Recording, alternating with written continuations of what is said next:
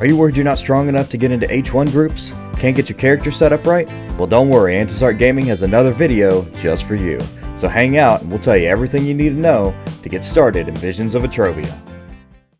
When I think about the way we used to be. First, remove all your old gear.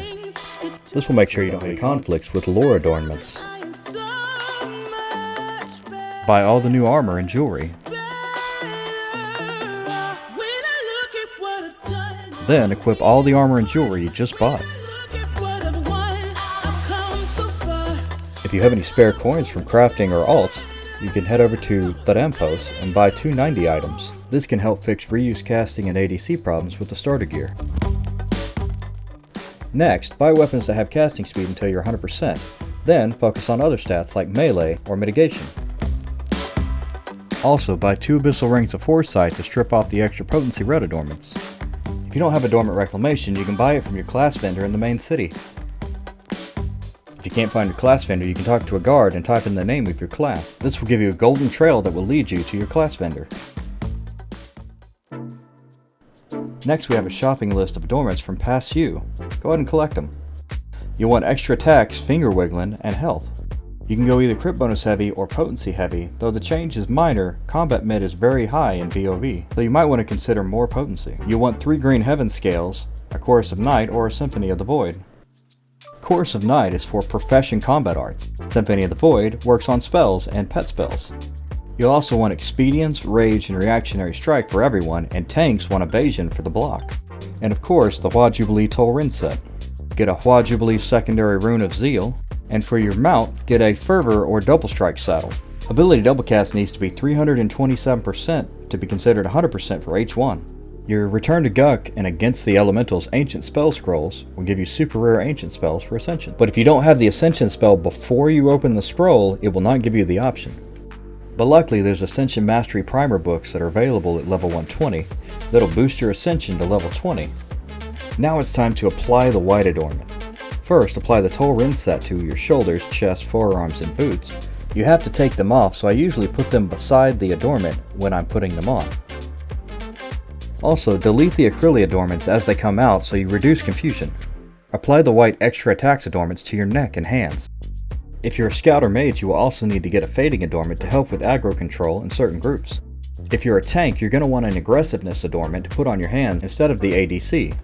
Next, put finger wiggling or swishy pokes on your charms and wrists. There are a few options for these items, but we'll stick with these for now. And also put your Symphony of the Void on your charm if you're a caster. And apply your health adornment to your belt. Next, apply increased criticals to your earrings and rings, and if you're going crit bonus heavy, put them on your primary and ranged as well. Then, put your potency adornments on. These go on your pants, helm, and secondary, and if you're going potency heavy, put them on your primary and ranged slots. There's also a trick for two-handers. You can put 2 two-handed potency adornments for a total of 2024.4 potency. Next, we're going to apply the red adornments. Put the Chorus of Night on your cloak if you're a scout, tank, or melee healer. This will remove juxtaposition from your cloak, so you can put it on your earring. Now replace all the red adornments that don't match your damage type with Reactionary Strikes, Rage, and Expedience, and if you're a tank, put on Evasion. Next, pick a red adornment for your belt. Tanks should usually go with Fear if you're not a Shadow Knight or Paladin, and then adjust per fight. Everyone else should go with Stifle or Stun. Put Glory and Witness on your wrists. Then add your Heaven Scale adornments to your neck and your 2 rings. Also put the red potency adornments on your charms. These can be replaced if you have the Blood Rune of Lucklin or need somewhere else to put your Chorus of Night. Now we're going to talk about tack and familiars. Newer mounts have better stats, so use the most recent one you have. The same goes for familiars. If you have a new Celestial familiar, use the 2017 potion first and then the 2018. If you don't have a Celestial familiar, save them until you get one.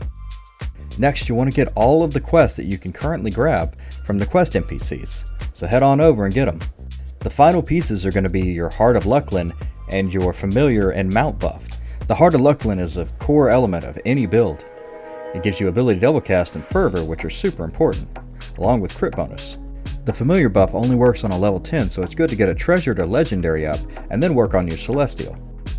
The mount buff works on any mount and is a great resource for any build. You'll have to get 4,200 ethereal trackers if you don't have them already. These can be gained by doing weeklies in Visions of Vitrovia. They're also account wide, so you can do them on alts to get more.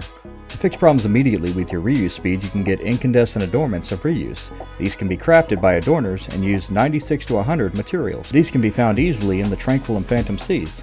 That should be everything you need to get started in Visions of Vitrovia. Thanks for watching, and we'll see you next time.